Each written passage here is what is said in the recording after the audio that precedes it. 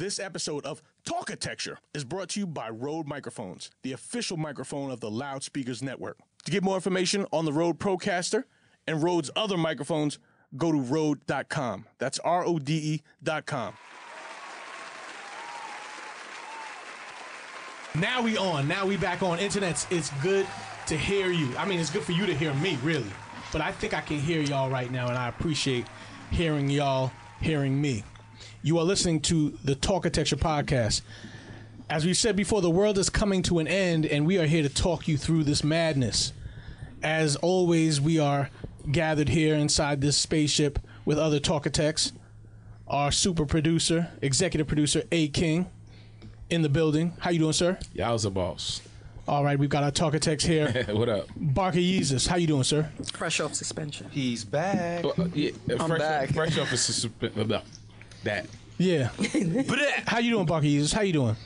Can't be better. You're looking good. I appreciate that. You're looking good. You're looking nice and clean. You cleaned yourself up. Got the main source. And since we had to suspend Barker Yeezus. Shout outs to Swiffer. We had to suspend Barker Yeezus for a show just because he came in too hyphy. Too lit. Walk us through that. Over wavy. So he came to the. We was already like what 40 minutes. Can I talk? I don't know if you remember. I'll tell you what I remember, and then you guys can pick up. How about that? Well, let me set it up. Let me set it up first. Yeah. All right, we had an episode here that you guys have heard with Hawaii Mike Salmon, and you know that episode got litty, didn't it? Well, it got litty because Barker Yeezus came inside the studio 45 minutes into our taping, and my man was on fire. Sloshed. Okay, he came in and he literally just passed out right on the studio floor. And Mike said, Hawaii Mike said, man, these guys are so wild. Is this part of their act here? Where they just have a guy come in and pass out? Right. And it really wasn't. It was Barker Yeezus who had summoned every bit of energy he had left in his body from a wild open bar night to make it here to the studio.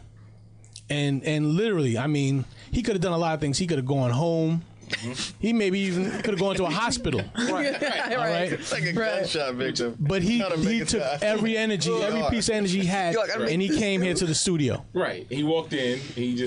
He stumbled in. He kind of stumbled in, crashing through the door, stumbled in, and he plopped his ass on the floor and passed out. On some Tupac shit. A Canadian goose on with a Wolf of Wall Street shirt. Slick ass Calvin Klein suit, by the way. Calvin Klein suit. Came here like, he was clean. He was clean. Wherever he was coming from, he was definitely clean up in that piece. And then he wasn't clean. Yeah. Then he wasn't. And then he wasn't. What happened? Dun dun dun dun. Then at a certain point, while we're still continuing conducting our interview, Barker Yeezus brings the attention back to himself. He introduced us to Earl. Yes, he kirked up. He brought Earl into the picture. Earl.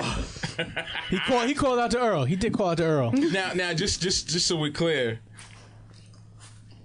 because we you know, this is a podcast for shits and giggles. It's a podcast to educate and inform.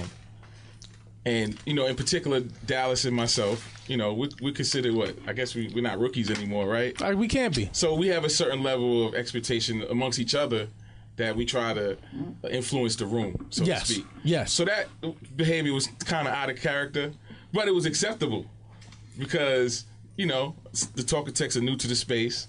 And we was also there once upon a time. Absolutely. By the way, shout out to Four Loco. Yes, indeed. Yes, indeed. Yes, shout out to Parrot Bay. Yes, indeed. Yes, indeed. We've had those nights. I mean, we could definitely relate, but I still felt like I had to suspend Barker Yeezus. So there was a lot for that behavior. So you know, there was a lot at stake there. You know, I was shook because I'm like, damn, I got this dude's Earl all over the floor. You know, we got other shows that come here. Well, we had more pressing concerns than that. If this white boy dies, are we going to jail? Right. We don't want our one white cast member to be dead. Like we got several black dudes in the room that we could afford to, like, you know, a room full of minorities. We could possibly survive that. So we were fucked. Yeah, if we lose our one white dude. If we were a rap crew, suited. If we were a rap crew, somebody had to take the L though. If he passed away, Who's taking it? Who's gonna take the L? Y'all was trying to put that shit on me anyway. I thought people elbow dropping them. But you knew As long as you you knew you was gonna have to GY. You knew you was gonna have to take. You was gonna have to take that. I think he might have been a candidate too. Because he's from the Bronx. GY.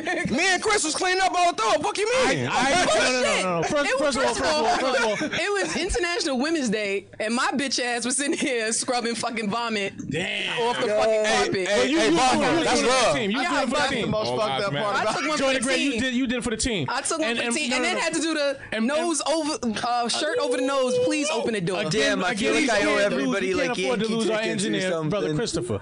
We can't afford to lose him either. GY was going to be the GY, you was gonna have to take the L. No, Jay. Hey, honestly, I get why y'all saying I'm gonna take the L. Joe, I mean, first of all, you gave him an elbow too while he was on the floor. Did that. But we didn't even. Nah, he did not give me I the definitely elbow. gave you a people's elbow drop. I definitely did. even know it. Nah. I gave you a rock people's elbow drop. But in all fairness, if any of y'all would have came here that fucked up and sloshed, I would have gave everybody a people's elbow drop. Outside of Joy, I appreciate I would have that. gave everybody a people's elbow drop. Just because I feel like, wouldn't y'all gave me a people's elbow drop? I don't. First of all, I don't want I don't want none of y'all jumping on top of me. Who gives somebody a people's elbow I mean, when they are passed out? Shit. It was a people's elbow drop. And it had nothing to do with no homosexuality. It was sus, though. It was sus. It was a sus. nice, clean people's elbow drop.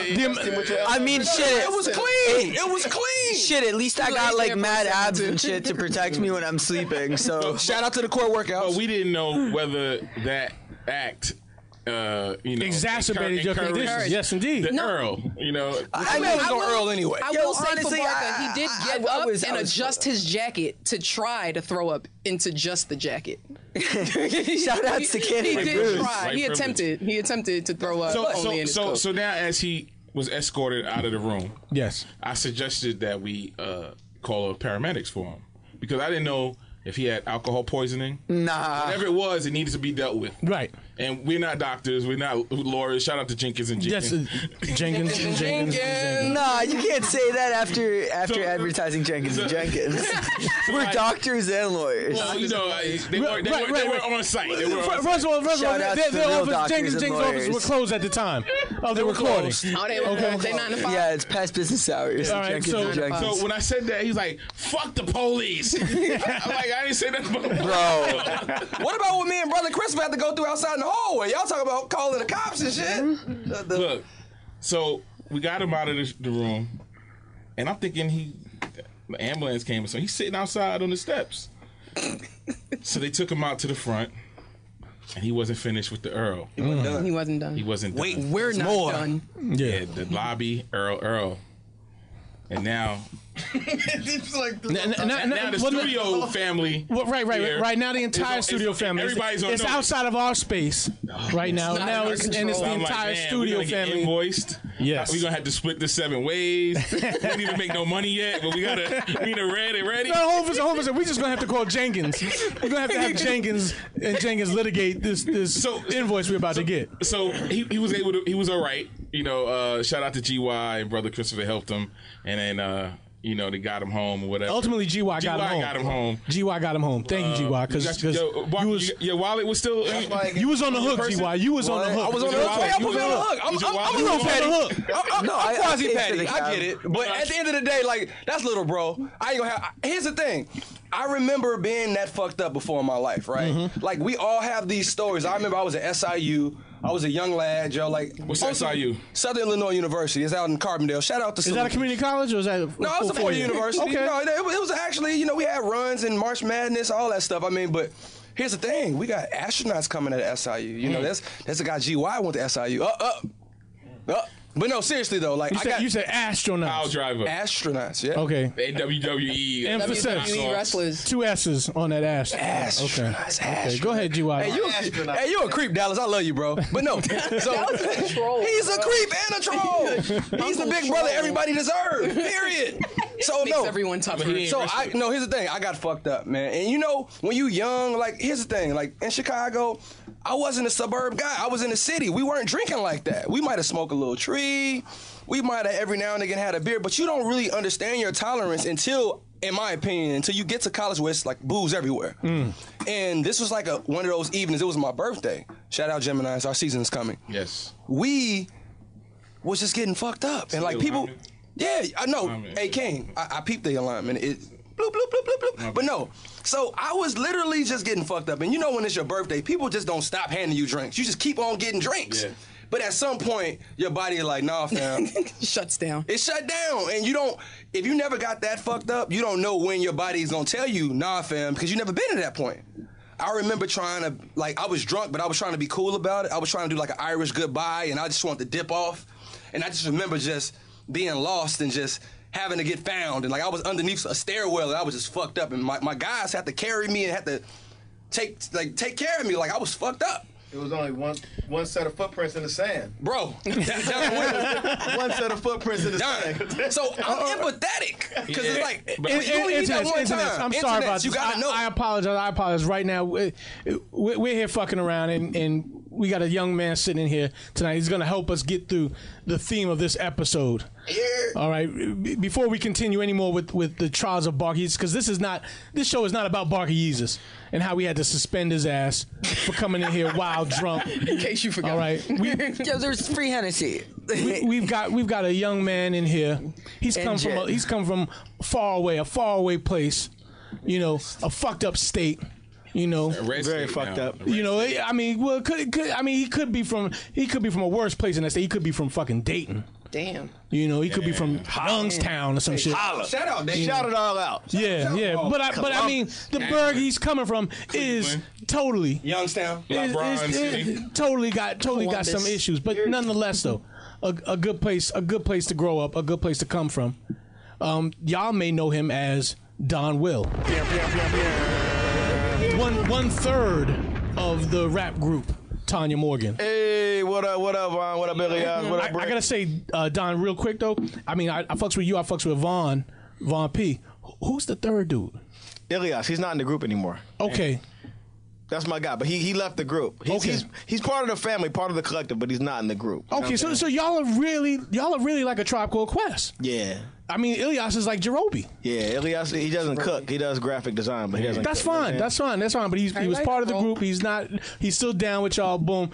On the Tanya Morgan reunion, you know what I mean? Ilyas, y'all bring him back in. We had him on the latest album. He was on a song. You know what I'm saying? Is he on You Got What You Paid For? Yep. He's on a joint called that shows you how much I play my own album. He's on a song. Okay.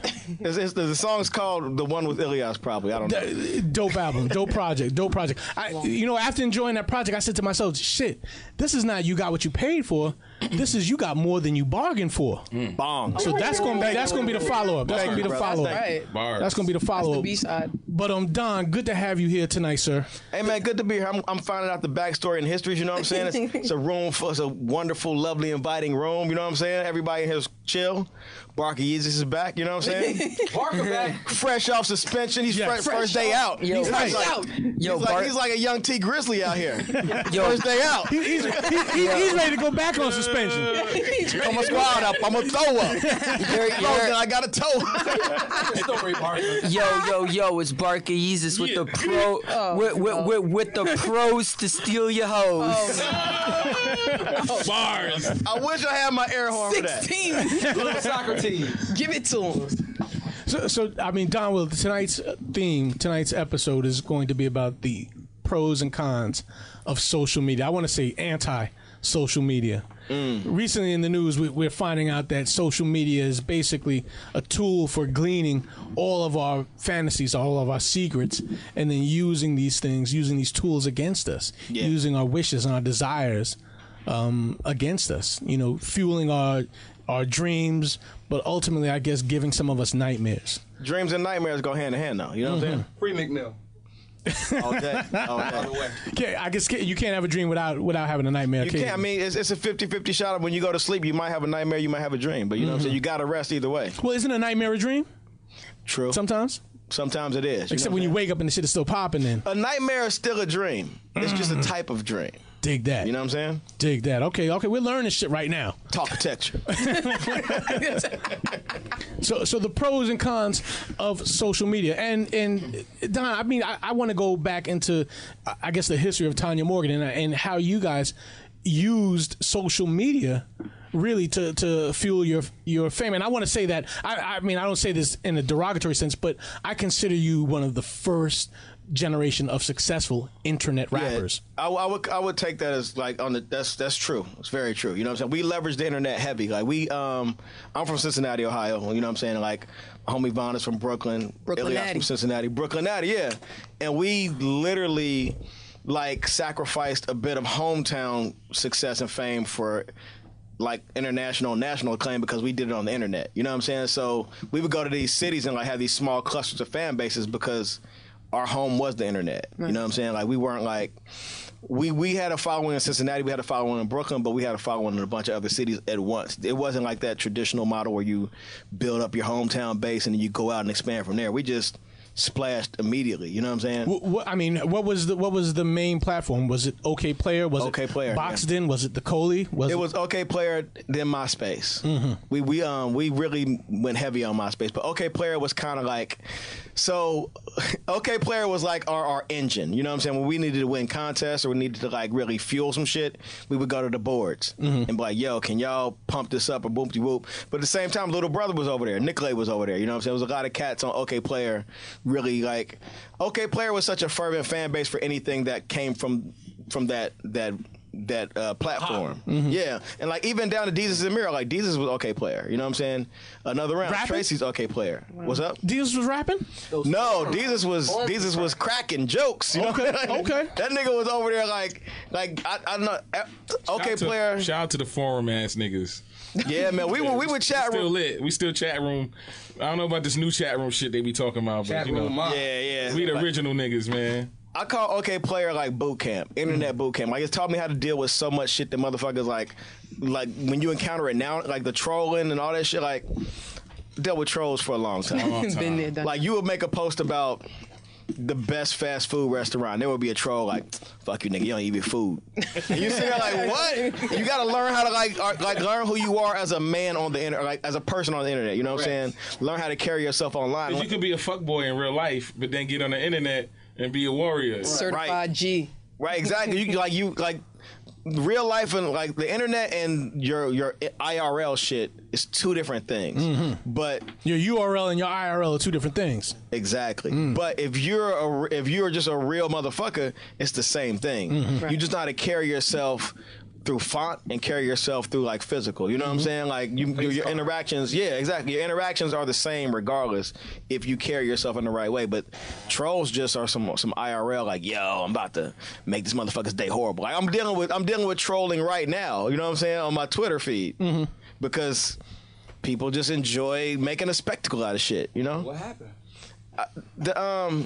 The guy, what's his name? Stephen Clark? Yes, the young man that was just killed in Sacramento. Yeah, so I made a post about, like, the other day I made a post about, like, how I was, like, I was avoiding it because I just can't deal with looking at, like, a pain porn. Another one.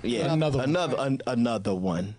I made a tweet like, yo, I haven't read the article because I don't want to, because I am Stephen Clark and my friends are Stephen Clark and we're getting killed for just existing. But it's just fucked up that they shot him 20 times. Like nobody needs 20 shots, whatever. I said some shit. And some conservative radio host interacted with that tweet. I don't know what he did to it. He might have tweeted, he might have liked it, retweeted it, whatever.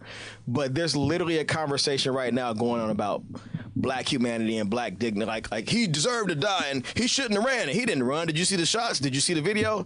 And I'm like, I don't want to. I'm not going to talk to anybody about my humanity. I'm not having that conversation. It's not up for debate. It's not up for debate. Like I deserve to breathe and live. Period.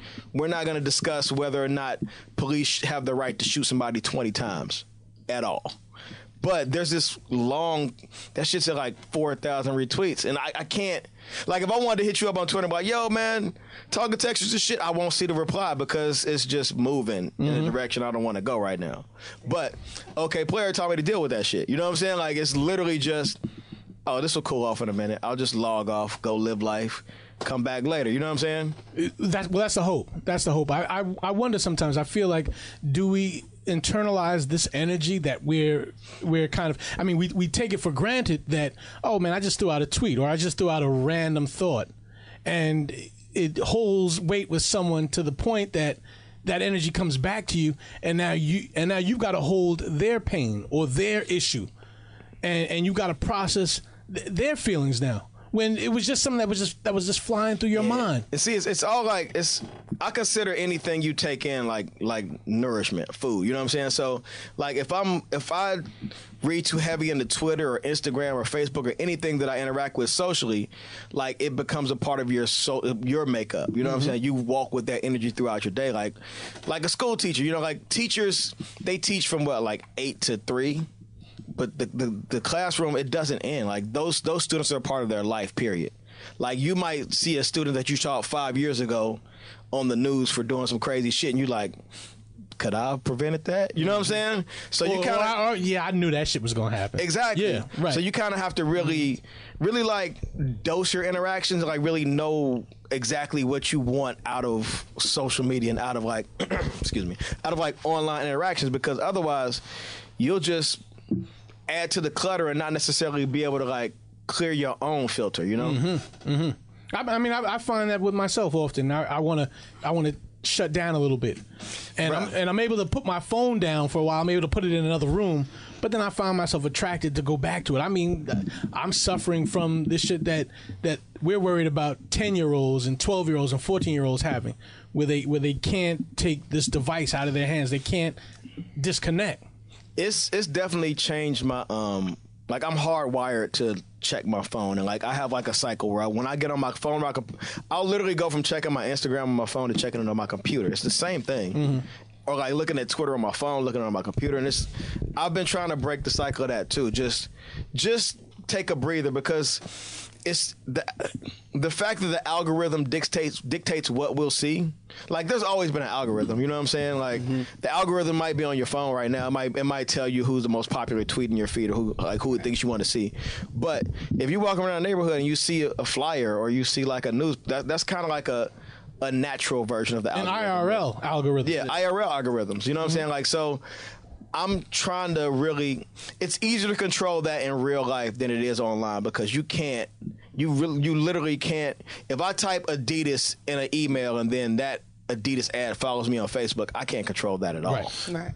I have a question for you. Well, it's a two-part question. One, do you consider this piece of technology a part of your biology? And if you do, which I think you do by the way you're speaking, do you think that your social media image becomes an ingrained part of your psyche, your soul? I think so. I've been trying to figure out how to make that less of my biology. Like I've been trying to figure out how to make the phone and how to make social media and how to make just that well-groomed. Like, so my thing is that for what I do and what we all do, like there's a certain level where if a person's not making music or not making like podcasts or not making art, if you're just a person online using Instagram to like show people your vacation or your baby or whatever, like there's a certain point where when I look at people whose social media is just them enjoying life, I'm like, what are you selling me? Like I literally, I'm like always, so what's your brand? And not on some like Hollywood or on some like I'm trying to monetize you, but just everybody got a skit. Everybody got a skit. Everybody is data. Everybody is being sold to you by advertisers or like you're targeted. By Instagram. Yeah, exactly. By so Facebook. I'm like, why does Facebook want me to look at you? Like, because I selected looking at you for a specific reason, but why does Facebook or Instagram feel like it's important that I see you? And it's like, that's been fucking with me. So they did that when they took away the timeline, right? And they just started making shit sporadic, right? They're dictating what you're actually looking at now. And it's not even sporadic, because I feel like I'm getting clusters of certain users' content. Yeah. So the fun thing is if you look at I follow several thousand people because I want to get, and you'll get the same 20 on your time. Different feeds, right? But I'm getting the same shit. Right. Like if we all pull out our Instagrams right now at the same time and scroll at the same time, we'll see 2 pictures, ad, like period. Everybody gets that same sort of like algorithmic programming where they're selling you something. We'll get a different ad because it's not this. We don't have the same Googled. Instagram. Right. Yeah, but it's just like I've been trying to figure out how to make it less of my biology, how to make it less of my daily regimen. That like you detox. Just like in life with other things. It's hard. It's hard. You got to do it though. Joy the Great. Think about it. Like people who eat horribly, they diet, they detox, right? It's so easy for people to clean up that aspect of their life, but when you tell them, yo, detox from that shit, they can't put this phone down. And that's a problem. You need a detox. Anything that's not healthy for you, you need to clear out every once in a while. Get a second Just phone. every once in a while. It doesn't have to be forever. Turn them notifications off. Turn them off. Hold on for a second. Joy the Great, you deactivated yourself from Instagram, Joy the Great. Damn right. How long were you deactivated from Instagram? Shit. A few months. A few months? Yeah, and I probably wouldn't, if I didn't do this, I probably wouldn't have reactivated it. How did you? So like my thing is, I have to put up flyers. I have to do X, Y, Z. So it's like it's hard for me to not to turn away from it. Like it's easier for me to. This chair is mad loud. Is this picking up? But it's easy for me to like consciously not think about it. But I'll look at my to-do list and it's like, oh, I got to design a flyer for this thing. I put this flyer up and I got to promote this flyer. And I've started even not really checking my feed so much as I do my stories because feed's not, but nothing's chronological. At any rate, like the long story short is that I have to promote things. You know what I'm saying? Mm-hmm. And finding that fine line between promotion and actually just enjoying the internet. I enjoy Twitter because it's short form comedy. Like it's like a way to like really hone in on like getting to the heart of what you're trying to say, saying it, and then like seeing if it resonates with the people. The brevity of it all. That's why I enjoyed 140 characters. I wanted it to be less. Yeah, the 140. I wanted to be less because I find out that people still can't comprehend the shit you say with only 140 characters. Yep. They still don't understand what you talk about. Is that my problem? It could be my problem. That could be my fault. But I would love it to be even less. You know, just to see if people can create a thought or an idea, you know, with a minimum amount of characters. But again, DonWill, I'm trying to move us into emoji speak anyway. I fuck with emoji speak. I want to learn how to speak in emoji. You like, can completely emoji. Can we do a hybrid language with emoji and GIF speak? Because I'm fucking with GIFs at this GIFs. point. Yeah. GIF speak is important too. I was late for the GIF wave, Dallas. I was. GIF speak and emoji speak is very important because again, these are things that allow us to communicate across languages, across continents. I talk to people in Japan about clothing using fire emojis. Yeah, and it's like it almost like vibrates in the same way like music does. It's just like when you hear a bass line will move you in the same way a shit emoji will. You know what I'm saying? There's certain emojis we gotta put mandates on. Like we gotta really give a hardcore definition into the blowing kiss emoji. All the shoot your shot emojis, like we gotta make sure we gotta give them hard definitions because there's a lot of that that's loose right now. Like you might put one of those out, but it might not mean that.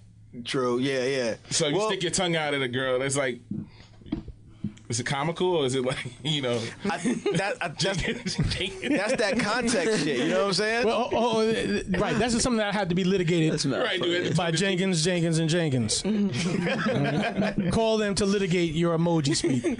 Right. You know. Is this sexual or is this innocent? Right. Innocent. If we're gonna Jenkins. have emoji speak, you know, we got to be clear. Curate my emoji diction. But you want to know something? LLC. That's another kind of sick thing about this though. Sick? Sick thing in that there's the emoji of either the prayer hands or the high five or whatever that. It's prayer hands. Right. That's like deciding is it GIF or GIF. Right. I say it's GIF. Yo, Is it gyro or euro? Yo, let me ask a question on the floor. Let's say like I'm white, right? And like one of my homies is like hitting the gym, getting like ripped and stuff. And I want to use like I want to use an emoji on a picture, right? One of my black friends. And do I use my skin color or his skin color? Yours. Yeah, Yours. yours. It's from your perspective, so it's your color. Okay. Well, like your shade of color. I've had comments on my pictures with like the two fists and like one is white and one is black and it's like right. They're identifying. Okay. That is Martin Luther King's dream right there. I'm still willing to let Barker Jesus use a brown skin, the darkest skin color possible. for a thumbs up or whatever. Barky, you just do it. Do it, bro. I'm not do it. signing injections. Do that. But they also have the "We Are the World" emoji, like that Simpsons, that yellow. That's like the "We Are the World." Like you don't have to do the light hue or the dark hue. You could just do the Simpsons joint if you really want to. I would, but it feels like I'm just like I'm like ducking the race question there, and I feel like that's just like too easy for me to do. You know, I like the fact that you even think that you have to deal with the race question. Are you like? Yeah, like what white guy in the world feels like he has to deal with race? Considerate people. White people hate when that gets posited to them. They're Tinder. like, shit, we were cool until you made me talk about race. Tinder. So Bargies, I appreciate you even having to consider Dude, of course. dealing with race. What about Tinder? Of course. You use on Tinder using the. Oh, Tinder days back in the day, I would just be like, oh, like swipe everyone, and be like, oh, you want to go out tonight, like drink for free, and I just like pull, and then like you're. I'm telling you, those days were dark. Don't do that. I've done that Right too. swipes, I've done that swipe until the swipes end. Yeah. I've done that before. Just Like every piece. like I saw like a Vine video where somebody was like, how women use Tinder versus men. It was like women would like read the profile and shit, and like, oh, he's a blah blah blah, and the dude was like, what's up, bro? What's up? How you doing? Literally, I've done this before until it was like you have no more swipes, and then you just like sort the bodies later. Mm-hmm. It was don't do it. Shit, I was like, Damn. Don't do it. You end up. I did it once in like a Christian mingle. Plenty of fish. I did it once and then like my homegirl Where black people meet. My homegirl texted me like, yo, did you swipe right on so-and-so? Because she said you liked her and now she wants to know what's up with you. I'm like, wait, what? That must have been my swipe-a-thon. You know what I'm saying? Yeah. My swipe fest. Yeah. Don't do it. Brother you got to be intentional. Brother Christopher. No. Brother, Come Come on, King. Say. So Brother Christopher was poisoning us one day with this new app. I won't say the app because it's whatever. They don't get no free promo. But so I get on the app and it's one of them shit you gotta aggregate it with Facebook. It's like one of those, right? So this shit is wild because once you populate the Facebook login, it tells you swipe and then it tells you, hey, this girl is friends with, and it gives you a whole 20 people that you know, like it might be GY. Like what the fuck? Like she know all these? Like nope, delete the app. Like nope. I'm ready for Black Planet to make a comeback. Yo, what if Black Planet and MySpace came back out today with apps? I'm ready for that. how does Black Planet not exist in 2018? It does, but it got viruses on it, I guess. Like it's blackplanet.net. I mean, with the Wi-Fi connections that we have now, someone could just take their Black Planet page and just load it with pictures and music, and damn, I missed that. Yeah, I missed. That was the original Catfish site for me. I had the Starry Night background shit on my joint. You know what I'm saying? Like the little stars. Yeah. So I'm waiting for that to come back though. But I'm old though. I'm washed anyway. yo, J Swipe is where it's at. Who? J Swipe. Jewish Swipe. Oh, We all got to make accounts. Every Talkitect needs a J Swipe account. I've never made one, but I'm gonna make one. I might run into a couple of my doctors. J Swipe. Is J Swipe like Tinder? Like a like a dating app? It's like Tinder, and like you can make an option like willing to convert, and like To convert. just like swipe right like a dog on that, and like see what happens. They got to get Drake to, you know what I'm saying? That J Swipe sounds like the service that they used to have up in Harlem, like where you could get married for a night to an escort. Wait, excuse me, what? Yeah, I'm gonna what did I just miss? Excuse me, what just I don't want happened? no. You Hey, can. man, What it's just happened? community. The views expressed Well, I'm by just saying, if they allow you to convert. do not reflect the rest of the Talkitects, Jenkins & Jenkins, LLC. Face ass, body ass. This is the other Jenkins. Hey, Dallas, man, listen, I fuck with it. Like, the concept, like, you got all of these sites, and I'm still trying to find, like, why are we on all these sites when there's beautiful people everywhere in New York City? Like, why are we fuck with these sites? Like, why is that? Like, why are... Everybody's a creep. Because nobody wants to interact, but they like nobody wants to. Because we just said it. Everybody's too attached to their phones to make eye contact. I'm gonna walk down the block, run past you 4 times, not even make eye contact with you, but I'm gonna run across your Tinder, and I'm like, oh. So Joy, this question for you. Not on it. This is a question for you. Not on one. This is a question for you. Go for it. So you on the A train, right? You know what I'm saying? Nah, that's dirty. I'm on the 2 train. Okay. We're gonna stick to the numbers. Stick to the number train. Stick to the numbers. All right, Stick to the number train. We on the 2. It's a different breed of homeless on them letter trains. We on the 2. Bro. You can fuck around and be on the E train. The E train never comes above ground. Right. There you go. Fuck around and be on that joint. That joint never comes up for light. Smell like ass and Jim Crow laws in that motherfucker. Craziness. But no, Joy, so you on the 2-3 train. Got it. It's a dude just staring you down. I'm talking about you getting a good stare down. That's creepy. But here's the thing. But wait a minute. Staring me down? Like we can't just make eye contact? Can we acknowledge that New Yorkers, people in New York will stare you down. They won't even act like it's an issue. They'll stare you down and you actually look up. But it's somebody you like. It's a slick motherfucker. Like, oh, this person kind of cool. Right. Are you going to stare back a little bit? Or you going to get back on your phone? Are you fake checking your apps because you addicted to your phone? Or you like, all right, we get off at the same stop. And he come at me. He pull up. It might even be a 3-point. He might actually be mid-court Richard Hamilton, like, you know what I'm saying? Ray Allen area, you know what I'm saying? He pulls up on you. Are you accepting this shot? Are you engaging with this guy? Are you like, no, this is weird, but you like him? Was the stare creepy? It wasn't creepy. Because that tells it. Because it's like, it's a difference. What's a creepy stare? Thank you. That's a great question. A creepy stare, like y'all don't know? Like it's a creep. But when y'all do y'all stares, y'all don't even stare long enough. Y'all should be so quick. It's like if you're not paying attention, you might miss when women do the stare down. I think a stare it's is the intensity of the stare. GY, who gave you the stank face on the train this week? Yo, this lady was crazy, G. She was no. Did you stare at her? I didn't stare. No, it was a homeless guy, and he was crazy in his own right. But she was crazy enough to engage with the crazy guy, which made her crazy. And the little look she gave, she was like, it was crazy. It was the most stank, crazy face. But no, I'm not even on that. I'm back on Joy. She had to out crazy the crazy. I don't know, but it's like everybody crazy. That was my conclusion. Like everybody's crazy because she was crazy enough to. So is that why we prefer social media now for our interactions? Because in real life, people are crazy, and social media gives you the space to take a beat, contemplate, and really like get in your own mind about the person you're looking at. So you know what I'm saying? Like you can build a relationship and like, oh, we're in love, and then she's gonna do some fucked up shit and we're gonna break up. I don't want to swipe on her. Like, you know what I'm saying? Like, it lets you fantasize a little. It's like there's a fantasy involved in it. Whereas in real life, if like I'm giving you the stare down and you crazy, that's a split-second decision where I'm like, I ain't fucking with it. It's just crazy. Or people just can't handle the curve that comes in real life. I mean, when you look at somebody, you know, I mean, the old tactic was you looked at somebody, you know what I mean? I like the old tech. They look back at you, you looked away, and then you gave a double look, right? That was the double move. That was the classic. And that's okay. And that's so not creepy.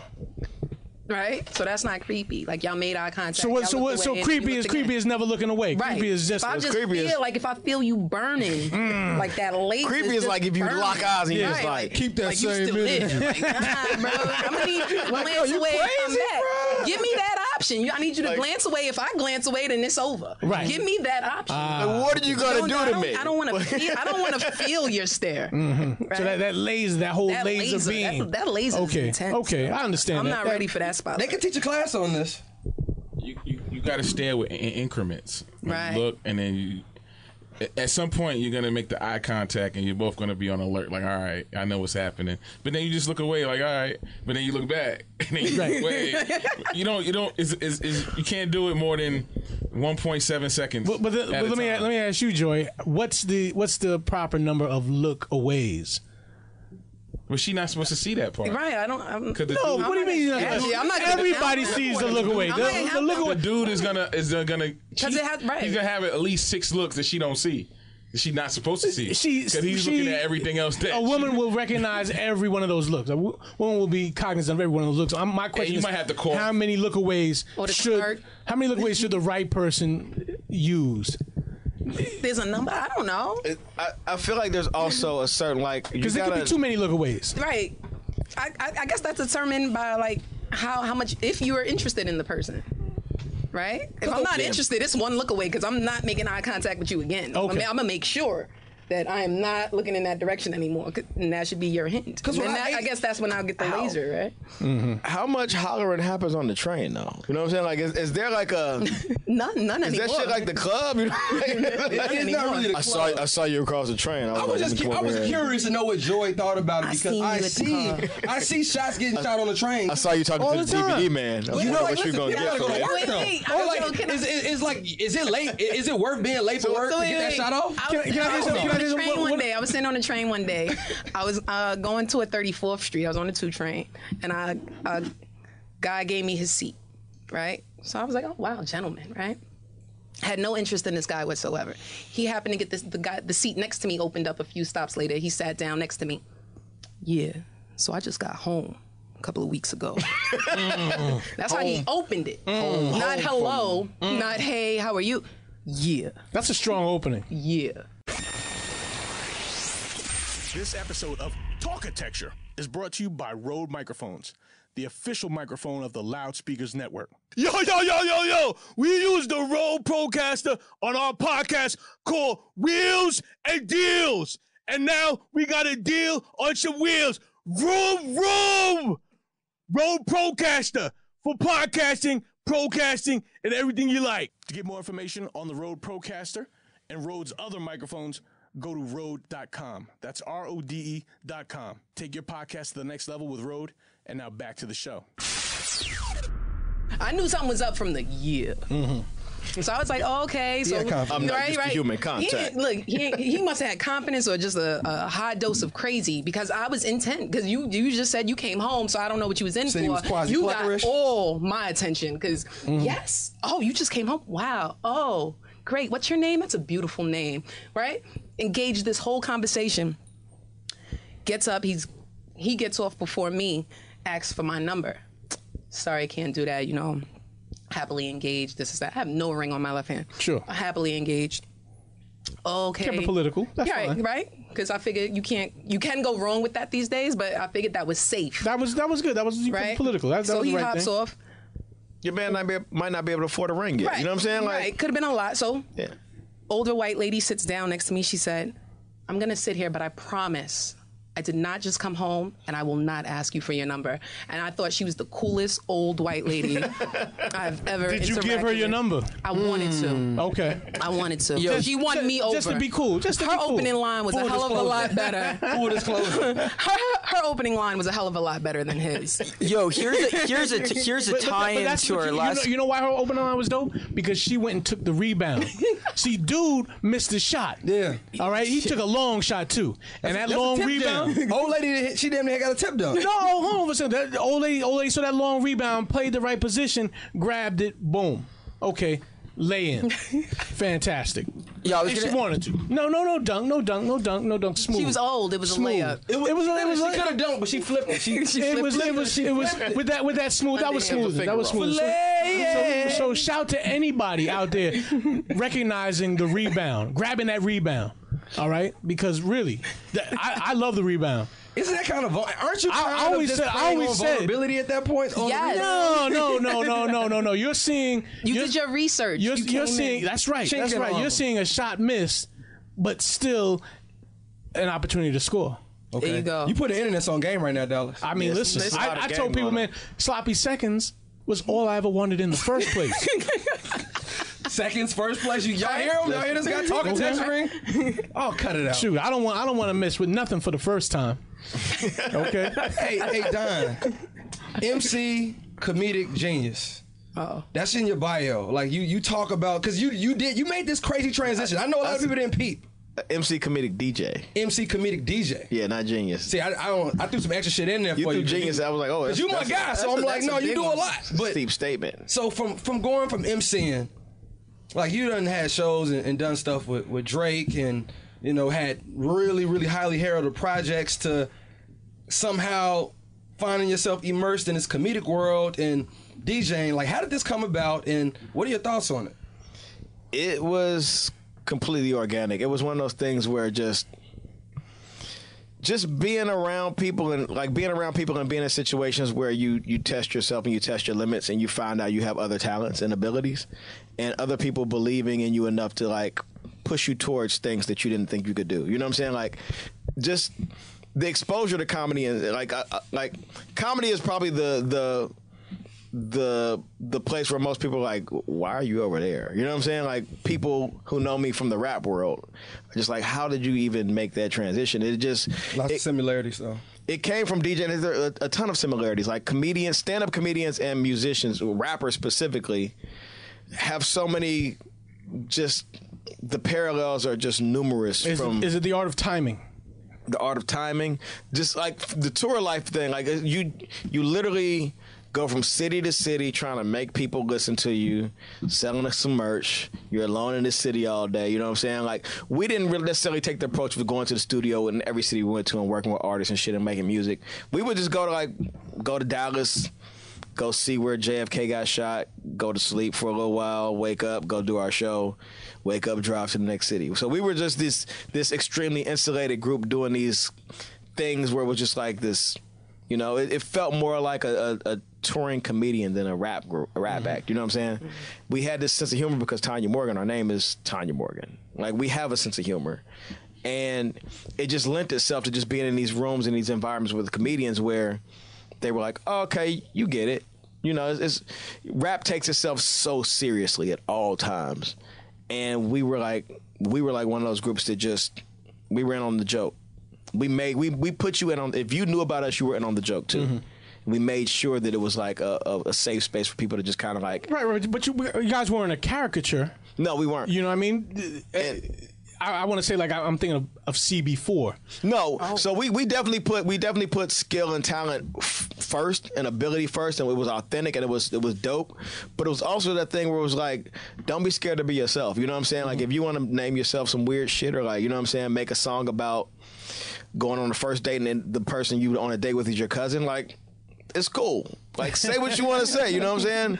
It's cool to have a sense of humor and just be a fully formed human being and not be this more or less shell of just like what you think a person wants you to be or what you think the industry wants you to be. Because ultimately a caricature. Right. Exactly.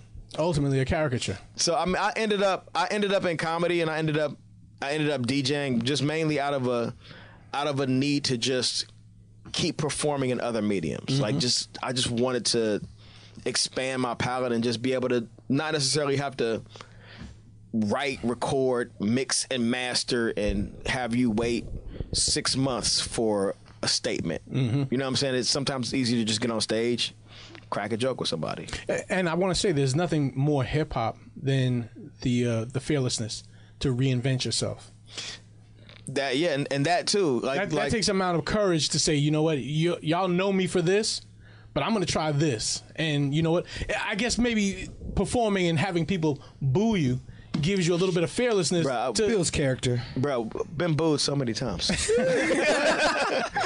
But that comes from, like, the booing comes from trying to expand your reach. Like, if you're not getting booed, if you're not getting, right. if you're not bombing in comedy speak, if you're not being in front of people who just don't want to hear what you have to say, you're not trying to expand your reach. Mm-hmm. Like, you're not going to be in a room full of people that like you all the time. You're not going to have conversations with people that want to hear what you have to say every time. Sometimes you sit next to a woman on the train like, I just got out. And she's like, I got to get the fuck away from you because you're crazy.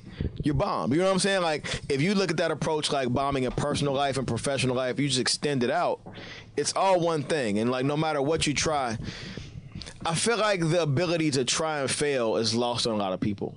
Like the sweet spot is failing, because that's when you learn what your limits are, and you can push past them, or you can just let them set your expectations and temper them and, like, okay, that's my ceiling. Like, I love to fail, mm-hmm. And like when I feel like there's something I shouldn't do, I feel like it's something that, like, oh, this is hard. I'm scared. That's what I run towards. You know what I'm saying? So in a lot of ways, that it works against me because I tend to not do the thing that works for me. I tend to look for the thing that doesn't work and try to beat that, or try to, like, do that. but it also just lets me know who I am. You know what I'm saying? And where I stand in a lot of ways. So it's like evolution is born in like the uncomfortable spaces. Exactly. You know what I'm saying? You have to evolve. If you're in a comfort zone, you're not going to evolve. But then people are going to say, "Oh no, you're sabotaging your success. You need to stay in this box that I know you from because I like you in this box." Dude, and that's one thing I learned from comedy in general. Like comedy, a lot of things have a distinct ending. Like no matter what you know a comedian for, like they'll do a thing and they're like, well, I'm doing this now. So I'm glad you enjoyed that. And if you can like buy that album, watch that DVD, watch the Netflix special, it exists still for you. But I'm over here now. Like if you look at Donald Glover, like he's reinvented himself and done many different iterations of himself, because it's like, cool, well you guys, Community still exists, you can watch it. Like my stand-up specials, they exist, you can watch them. I'm doing Atlanta now, and like when Atlanta ends, I'll do whatever I'm doing next. Or when my recording career ends, you have those documents. And fan bases and people who consume art, they want you to exist in the way that they enjoy you. Sure. Because you're not a human, you're a commodity, you're like a product. It's just like if this cup of Jameson is gone, I'm like, man, remember I had that Jameson? That Jameson was dope. Like it was like 10:30 on that Wednesday I want night. every cup of Jameson to taste like that cup of Jameson when I was in a junior in college and we got smashed that night and all these other things happened. You want that entire vibration to repeat itself. Right, but there's a cup of Jameson that's going to cause you to wreck your car. There's a cup of Jameson that's going to cause you to like meet the woman you married. There's a cup of Jameson that's going to make you not want to drink again. Because we make everything a spectacle based on our experiences with it.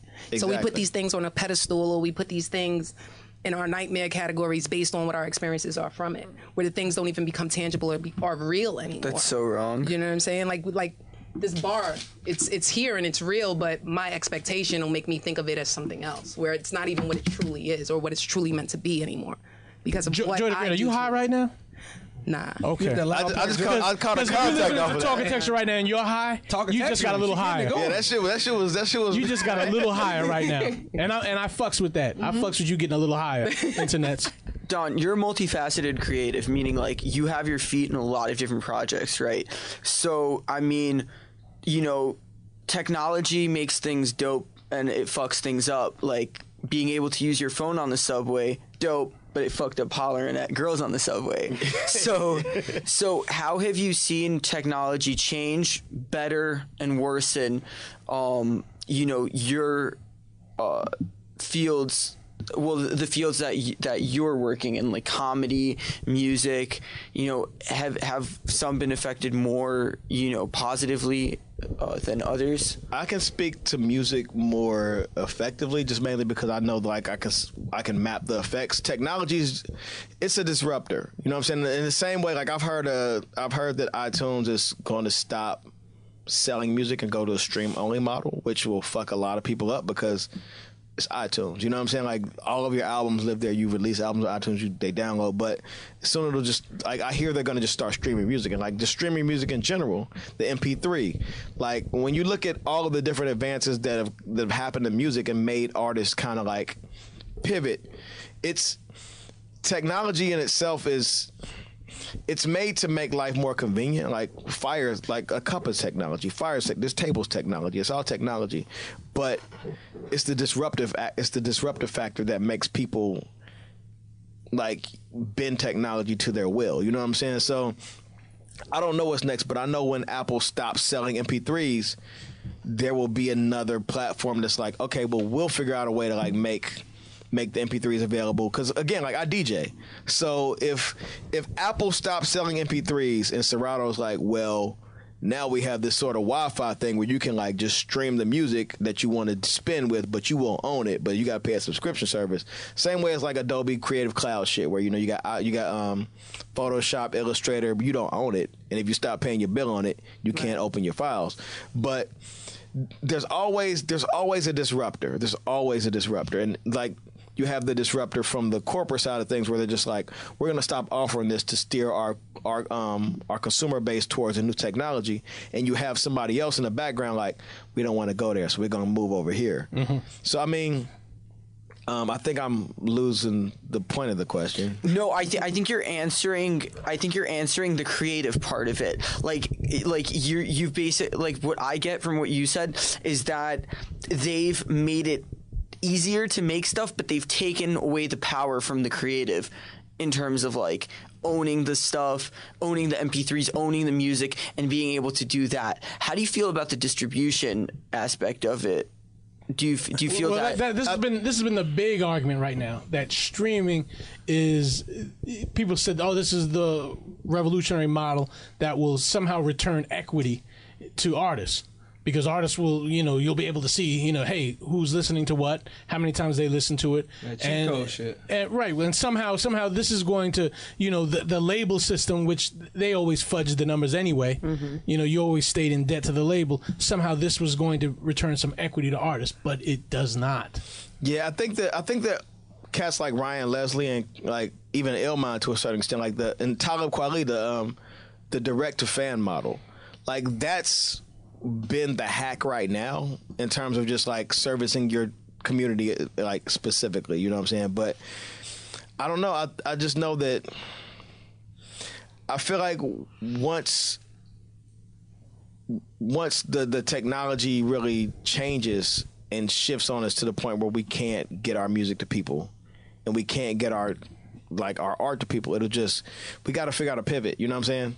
Yeah, cause I mean, I remember like back in the day. Well, for me back in the day, like was, like what was your back in the day? For me back in the day was I would go on iTunes, I'd listen to a song for 30 seconds, and I'd be like, oh, this is fire, like I'm gonna buy this song, or it's like super popular, I'm gonna buy it anyways, or not. I'm not gonna take the risk of spending $1.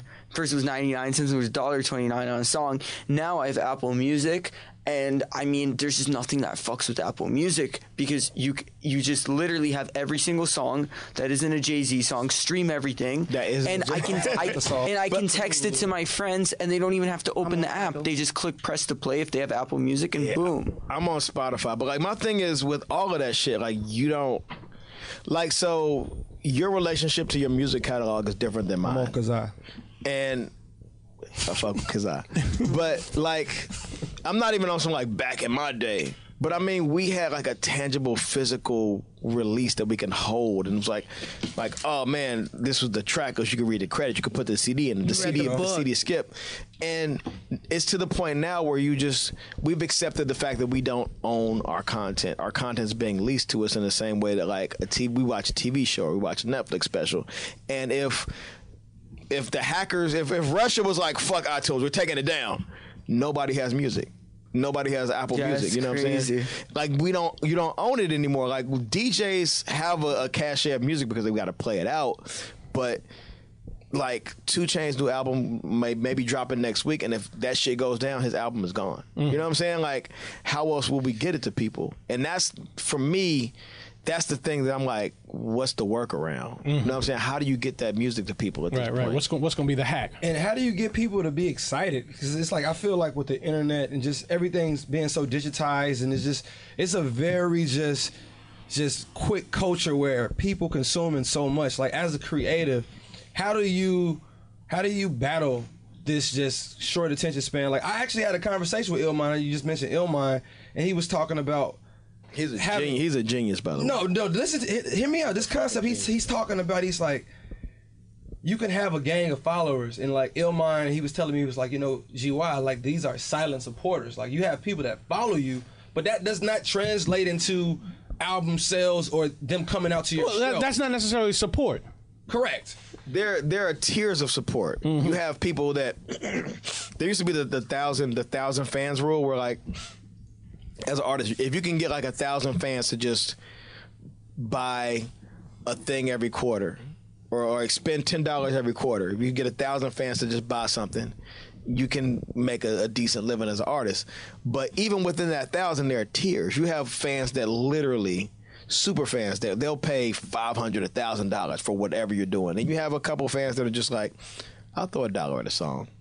You know what I'm saying? But I think the thing that Illmind has done successfully is he's expanded his reach and made a podcast. He's a producer. He's made like all these things where he does these like private sessions with other musicians and other producers where he understands that he has something to offer them in terms of knowledge and information, where sitting down with him is invaluable for them because they're learning about the game from a person that's sitting with Lin-Manuel, like the person that's like placing songs with 2 Chainz. So yeah, like if I pay $150 or $200 to sit down with him, it's going to help me further my career. You know what I'm saying?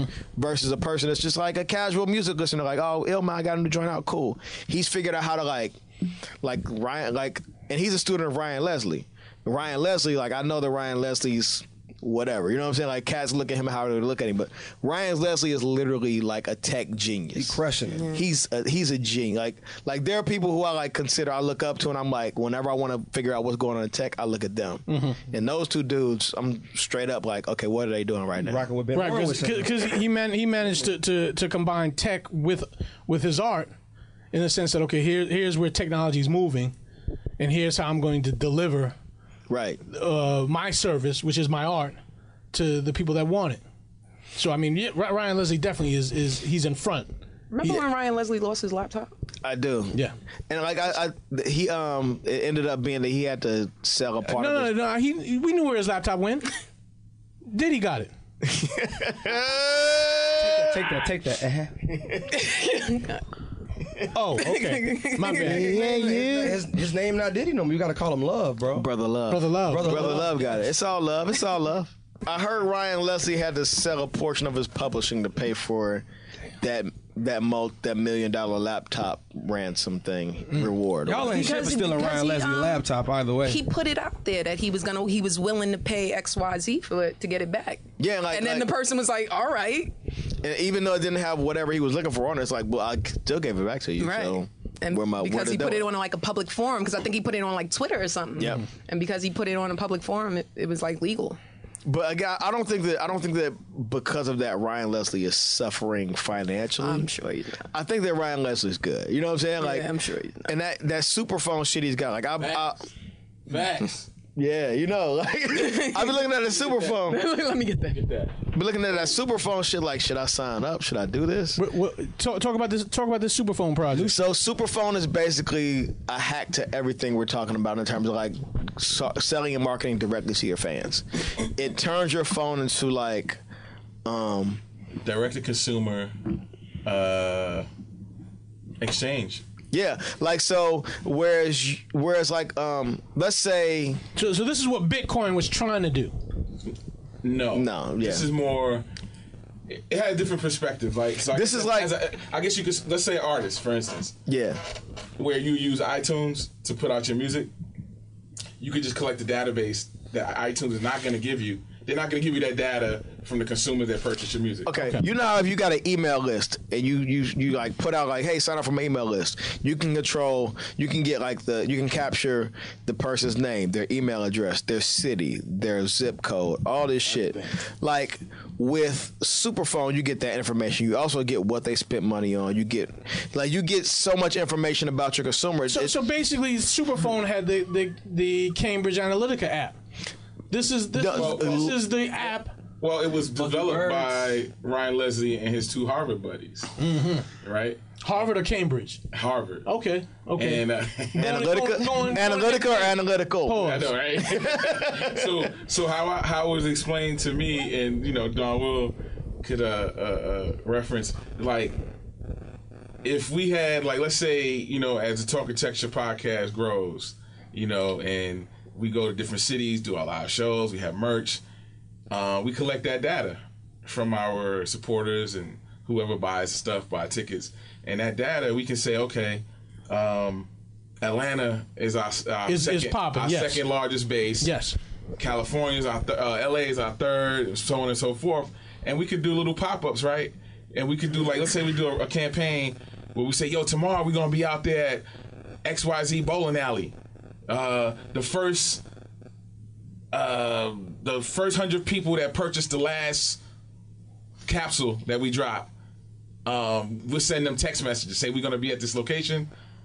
pull up, and then we'll provide a service for them, right? And then so they become your street team. So wait a minute, hold on for a second. So then Tekashi 6ix9ine, he must have control of a superphone. No. Because he just pull up somewhere. I'm not engaging in and get it lit. So now you know what it is with him. Think about it.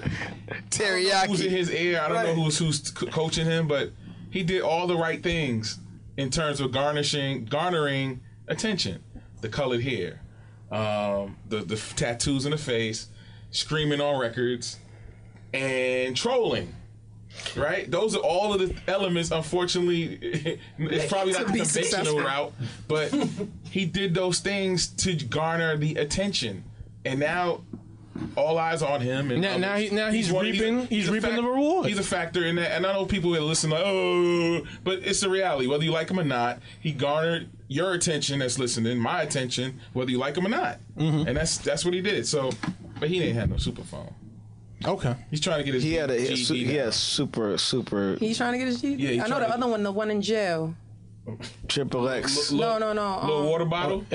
Little water bottle. Black. Hold on, little water bottle. Kodak. They just gave him, they just gave him Talkitecture permission. artist. They just gave him. Wait. Who? Wait. What? When's he getting out? This kid that I found. Yeah. Wait, what happened? We've got an artist that we're about to bring out. He little. No, he ain't little. Scamboy 3000. Little brother, No, not Scamboy 3000. This kid is called Little Water Bottle. All right. Fire, stupid From the fire, city. dumb fire. And He got that water? That's right. And he's on some health shit. Really get people to drink ionized, alkalinized water. Oh, he's on the alkaline shit. Oh shit. Okay, yeah. Yeah. He's moving the culture. Right. He litty. Right. He doing a crank shit. That shit. I like that crank shit, Joe. That crank shit kind of flies. I ain't gonna lie. Right. He vegan and and he ill. He talk that talk. That's right. Smoking wild trees. He keep it vegan. So Little Water Bottle, internets, get ready for that. I'm looking for him. Stay man. ready. And he can also have that side album. It could be flavor water. Quarter water? Vitamin water. Oh shit. Listen, y'all not getting no points. Y'all not getting no points off of Nah, quarter water gets points. Little Little water bottle. Yeah. Y'all not getting no Vitamin points. water, quarter water, Polar Springs. Y'all not getting no His hair points is clear. off Little Water. His hair is like translucent. That's Sonny now. His hair is clear. He might be part of Good Hair Gang. DonWill part of good hair game. I go for GHG. He be wearing all these scullies trying to hide the good hair game. He's a treasurer. man. He's a treasurer. of that shit. You and A King, man. A King take over his hat, Joe. Cut it out. So I mean, back to you, Don. Well, Tanya Morgan's latest project, You Get What You Pay For. Dope album. Thank you. Dope piece. And I'm loving what I hear now. What I love to call grown man bars. Although y'all are not old enough to be in that like Levert. Like that super, y'all in that. Y'all in that mid-range grown man bar stage where it's like y'all coming into y'all grown man, y'all coming into y'all maturity, y'all coming into like, all right, we dead in the open bar every night type scene. We becoming a little more mature. You still getting lit, Still getting a little lit. You still could be wild for the night, but you're not too. I love the evolution. I love the sound. Tell me about the production team for You Get What You Paid For. So the production team, it was our typical, our normal in-house producers. We have a stable, I guess. Astronaut was in there. Shout out Astronaut. Brick Beats, Von P, Quelle. It's dope. Yeah, Quelle, that's my guy, man. Who else? I think that was it. Aeon, my bad. Aeon was in there. You know what I'm saying?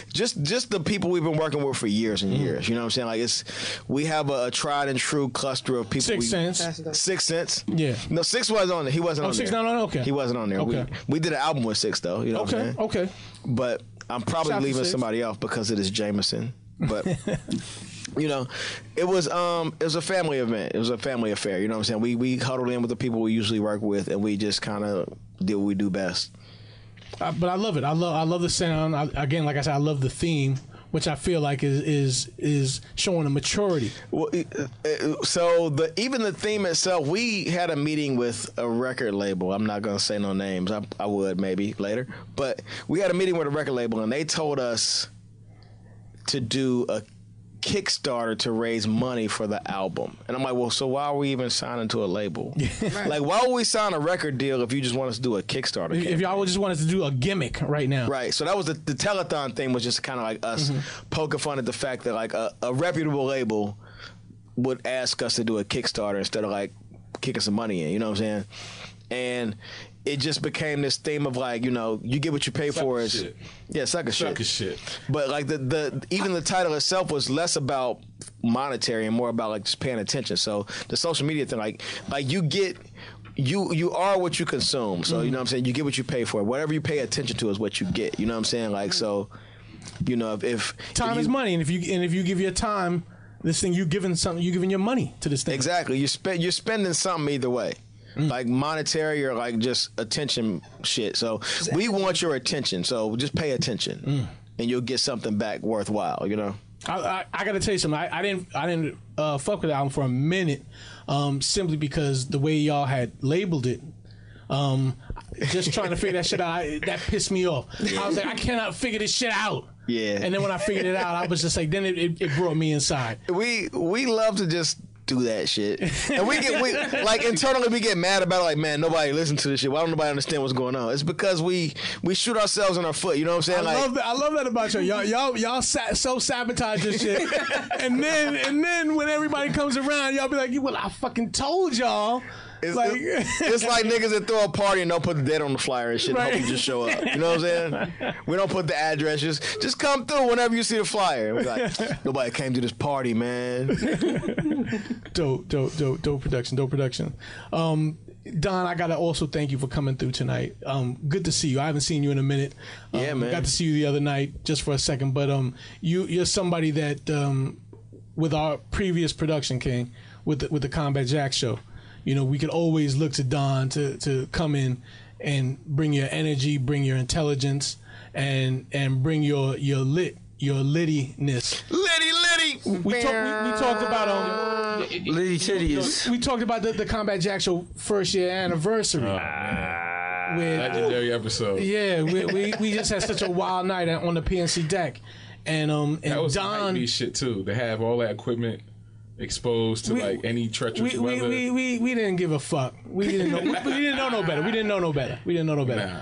But Don was there, and Don cracked a bottle of I'm gonna say, what was that? That was some. It was some wild expensive shit. It was a heavy tag. It was some wild shit. You know what it was, man? Niggas just wanted to drink. Niggas was drunk and wanted to get drunk. We was at the spot. We were talking for 2 hours. And we sitting there. It was mad conversation happening. Me and my nigga Shay was just like, man. Shout out to 88 Keys. Where the fuck is the liquor though? They were trying to get drunk. You know, it was like always some kind of weird ass free liquor promotion floating around. Yeah. And we was drinking whatever was available to drink. And when we didn't see anything else to drink, we were like, they go a bottle of champagne though. My nigga, pop that bottle. Who gonna pop that bottle?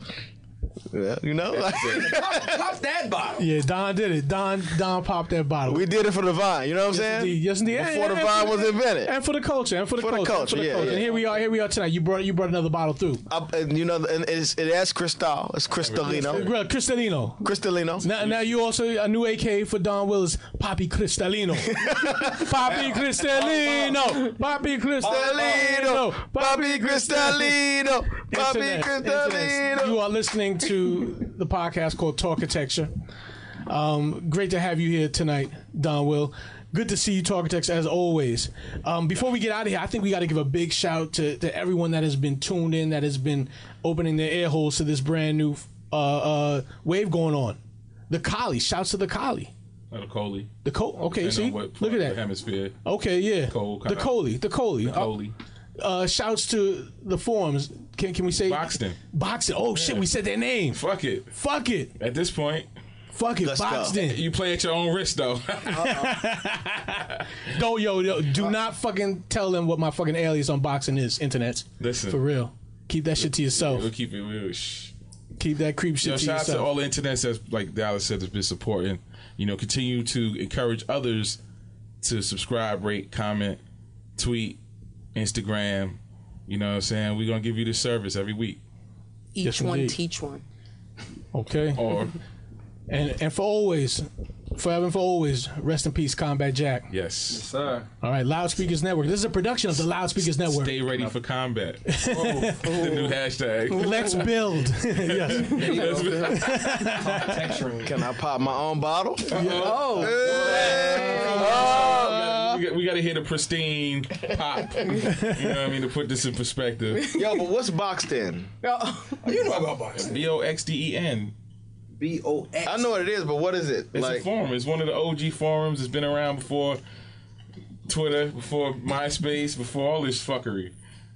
Woo! Internets. That's a real pop. That is history right there. Talkitecture. Peace. The Talkitecture podcast is a presentation of the Loudspeakers Network, where we always say rest in peace to Combat Jack. Episodes are executive produced by A. King and Dallas Penn. All episodes are engineered superbly by Brother Christopher. By Brother Christopher. By Brother Christopher. By Brother Christopher. By Brother Christopher. By Brother Christopher. By Brother Christopher. By Brother Christopher.